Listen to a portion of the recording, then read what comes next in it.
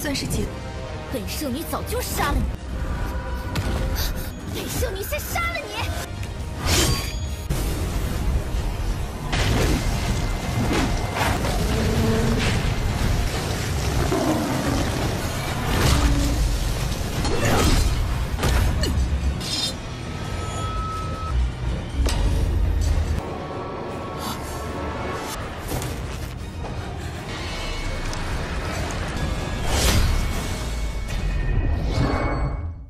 Halo guys, welcome back to KD Universe. By the way guys, hari Senin sudah tiba nih. Waktunya kita beraktivitas kembali seperti normal ya.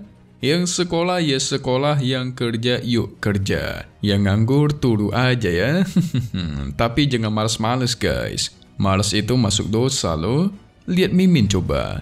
Mimin tuh ngedit setiap hari, nggak ada males-malesnya. Anjay. Malah bagian diri sendiri ya guys. Oke.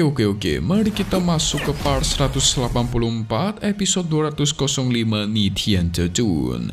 Jadi guys, di part kali ini kita bakal melihat gimana Dewa Pakboy melawan naga dua kepala yang sangat kuat. Hanya mencoba menyelamatkan kedua wanitanya, yaitu Roshi dan Nankong Yuqin. Tapi di akhir-akhir kita bakal melihat sebuah kejadian yang sungguh mengejutkan. Intinya sangat mengejutkan gitu ya guys. Kalian semua pasti kaget juga nih.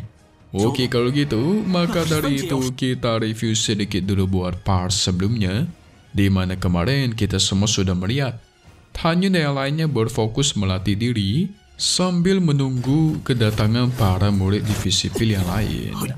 Menunggu dan terus menunggu sampai 2 bulan sudah berlalu, tapi anehnya Xiao dan yang lainnya juga belum kunjung datang. Cuman si Mangi dan Cian doang guys. Tentu timbul sebuah pertanyaan dong.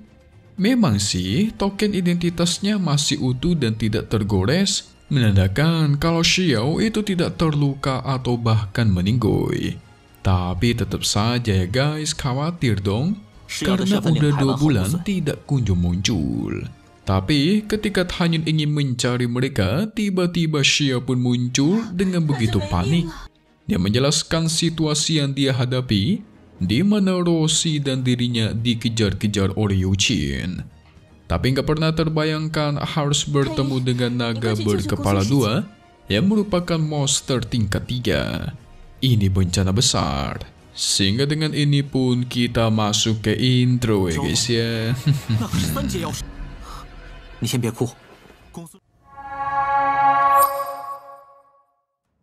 Setelah mengetahui informasi gawat darurat dari Xiao, Hanyun bergegas bakal pergi ke sana mencoba menyelamatkan mereka berdua. Sementara Xiao disuruh menetap di sini bersama dengan yang lainnya karena di sana itu berbahaya. Segera Tato pun dikeluarkan, tidak lupa pelukan kasih sayang dilancarkan supaya selamat di jalan ya guys. Hihihi. Dan pada akhirnya Hanyun pun berangkat dengan kecepatan penuh. Singkat cerita, di tengah jalan Tato diperintahkan untuk mengunci nafas dari sang naga. Dengan begitu Tato bakal lebih mudah dalam mencari si naga berkepala 2 guys. Perjalanan dilanjutkan, sementara di sisi lain badai terus terjadi karena naga berkepala 2 yang sedang asik mengejar kapalnya Yuqin dan Roshi. Serangan dilancarkan, membuat kapal mereka tidak bergerak dan tuar. Untungnya masih sempat melepaskan diri dari serangan sang naga. Nggak lama dari itu, akhirnya Hanyun pun muncul. Dia langsung bisa mendengar percakapan Yuqin dan Roshi, di mana Yuqin menyuruh Roshi untuk menjauhkan si naga agar mereka berdua bisa selamat. Naga guntur angin ini berada di tahap kesengsaraan tingkat 3, setingkat dengan Tato nih guys. Mimi nggak yakin nih bisa lawan atau tidak ya. Lawan mungkin bisa, tapi menang belum tentu. Segera Tato disuruh untuk melawan si naga, sementara Hanyun bakal mencoba menyelamatkan kedua wanitanya.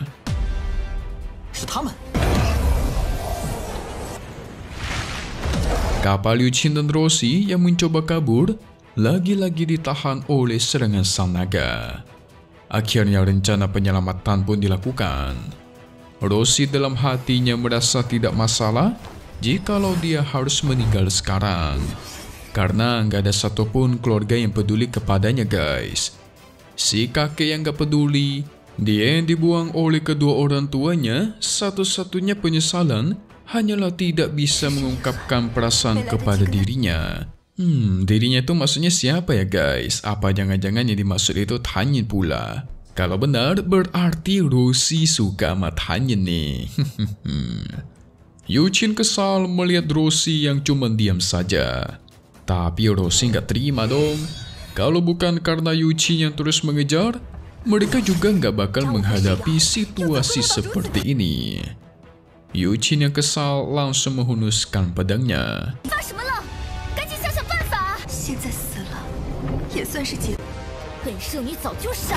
Dia memastikan kalau sang binatang tidak muncul sedari awal, mungkin Rossi dan Xiao sudah dia bantai. Cuman karena diganggu sama si naga ini saja, maka mereka masih bisa selamat. Tapi Rossi tidak takut. Dia memastikan Yuqin adalah seorang wanita suci, Putri Nangkong Shantao. Berbeda dengan dirinya yang merupakan seorang yatim piatu. Jadi Rossi berpikir, sekalipun dia meninggoy, nggak ada yang peduli. Berbeda jauh dengan Yuqin, sehingga buat Rossi, kematian mereka berdua itu sangatlah layak. Rossi yakin dirinya tetap bakal meninggoy, walaupun si naga nggak muncul, karena dia yang terus dikejar sama si Yuqin. Berbeda dengan si Yuqin, sekalipun Rossi berhasil dia bantai pun tetap saja Yuqin bakal meninggoy dilahap oleh sang naga. Jadi kesannya mati konyol gitu guys. Karena sudah seperti ini, Yuqin ingin membantai Rossi sekarang juga.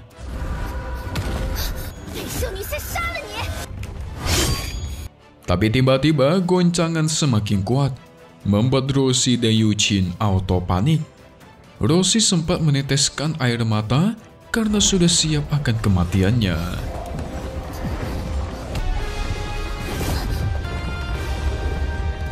Serangan si naga yang terus diperkuat bakal menghancurkan kapal mereka cepat atau lambat. Namun tiba-tiba tuar. Muncullah Tato yang langsung menyerbu ke arah si naga. Singa melawan dua naga raksasa guys. Tato begitu gagahnya berdiri di hadapan para naga tanpa takut.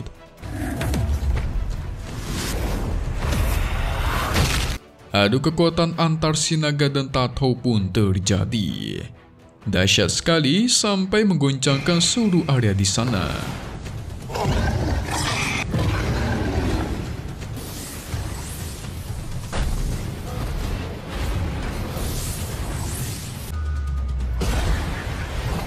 Tato menggigit salah satu leher naga itu dengan begitu keras. Tapi dia lupa, si naga masih ada satu kepala yang siap menerkam dirinya dari belakang. Sehingga tuar.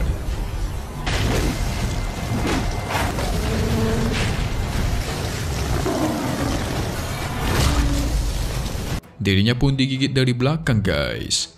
Dampak dari pertarungan ini membuat si naga kesakitan. Ekornya terus mengibas-ngibas di hadapan Yuqin. Gak lama dari itu, muncullah Tanyin di hadapan mereka berdua. Rossi yang terkejut sekaligus senang, sementara si Yuqin tidak pernah menyangka orang ini bakal muncul di hadapannya. Tanyin pun segera bersiap, memperkuat pedangnya dan menahan serangan dari sang ekor.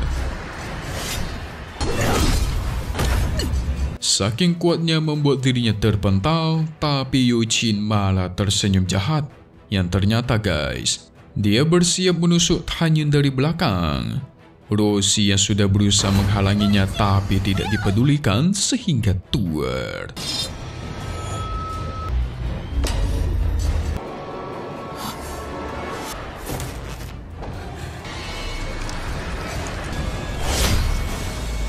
Tanyin berhasil ditusuk dari belakang nih guys. Sialan kamu Yuqin ya. Sudah diselamatkan 2 kali, tapi malah berani-beraninya nyari kesempatan buat membantai Tan Yun ya. Roshi mencoba mengeluarkan pedangnya menyerang Yu Qin. Sialnya dia berhasil menghindar. Roshi yang murka melihat pria idamannya ditusuk sedemikian rupa. Tentu Tan Yun terkena serangan telak, auto melemah guys. Roshi ingin membantai Yu Qin sekarang juga, tapi langsung dicegah oleh Tan Yun. Dia menyuruh mereka berdua untuk segera pergi karena serangan angin sang naga sudah menghilang, jadi sudah lebih aman. Bahkan kerennya si Tan Yun itu menyuruh Roshi untuk tidak melukai Yu Qin. Waduh, baik sekali Dewa Pak Bo ya guys. Roshi mau tidak mau menuruti itu semua, walaupun dia sempat marah. Dia membahas pada saat duel terakhir mereka berdua antara Tan Yun dan Yu Qin. Kalau bukan karena Tan Yun yang menyelamatkannya, mungkin Yu Qin sudah meninggoy waktu itu. Segera Tan Yun pun pergi ke bawah, tapi Roshi bukannya kabur, dia nggak mau pergi meninggalkan Tan Yun seorang diri, jadi ikut turun. Tapi entah kenapa, setelah mendengar perkataan Roshi barusan, si Yu Qin itu langsung merasakan sakit hati. Hatinya sakit, sama seperti saat mereka berada di kompetisi ketiga sekte kuno. Sepertinya Tan Yun mulai sadar guys, kalau Yu Qin ini ada hubungan dengan dirinya di masa lalu. Makanya sedari awal, dia tidak ingin melukai Yu Qin. Sampai tadi pun dia menyuruh Roshi untuk tidak melukai Yu Qin loh guys. Wadidaw. Sehingga dengan ini pun langsung saja kita masuk ke bagai spoiler ya guys. Pada intinya, di episode hari Jumat malam besok kalian semua bakal terkejut. Nanti si Roshi, Tan Yun dan Yu Qin bakal turun ke bawah. Nah, di sini Roshi marah karena Yu Qin yang tidak tahu terima kasih. Tan Yun berusaha menyelamatkan mereka tapi malah ditusuk dari belakang ya kan? Tapi Tan Yun memastikan guys, mulai detik ini dia nggak peduli siapapun itu Roshi, pernah berhubungan dengannya ataupun tidak, yang pasti karena sudah berani menusuk Tan Yun dari belakang, maka dia tidak bakal beri ampun sama sekali. Waduh. Kok jarak antar mereka berdua itu semakin jauh ya guys? Yang ternyata si Yu Qin itu sudah ditipu oleh gurunya sendiri. Di mana gurunya mengatakan saat duel mereka berdua kemarin di atas arena, hasilnya itu adalah sama-sama kalah alias seri.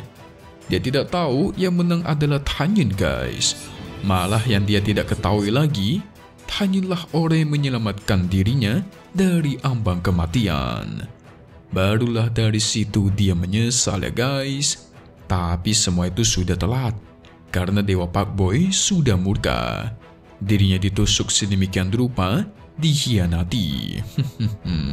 Sebenarnya jujur aja guys, entah kalian setuju ataukah tidak, cuma Mimin berharap agar Yu Qin tidak bermusuhan dengan Tan Yun. Malah Mimin sangat berharap dia bisa bersama dengan Tan Yun, karena di zaman dulu satu-satunya orang yang mengakui Tan Yun waktu dia masih jadi seorang sampah itu cuma si Nankong Yu Qin. Kalau lupa coba kalian nonton episode 1 sama 2 deh. Jadi yang benar-benar tulus sama Tan Yun waktu itu cuma si Yu Qin seorang guys. Hanya karena dia diberikan pil pelupa terus dihasut-hasut sama si ketua Cukui, maka jadi seperti ini. Walaupun sebenarnya hati tidak bisa berbohong ya, di mana Yu Qin terus merasakan sakit hati saat berada di dekat Tan Yun atau melihat dirinya. Aduh. Moga aja ya, semoga aja hubungan mereka membaik. So, kita lihat lagi nanti untuk part 185-nya Nitian Cecun di hari Jumat ya guys. Satu hal yang pasti, yes, hanya di sini, KD Universe. Thank you buat kalian yang sudah nonton dan selalu support channel Mimin. Semoga kalian semua sehat selalu. Mimin mau pamit undur diri dulu. Kita bakal ketemu lagi di video-video selanjutnya. Oke kalau gitu, see you guys.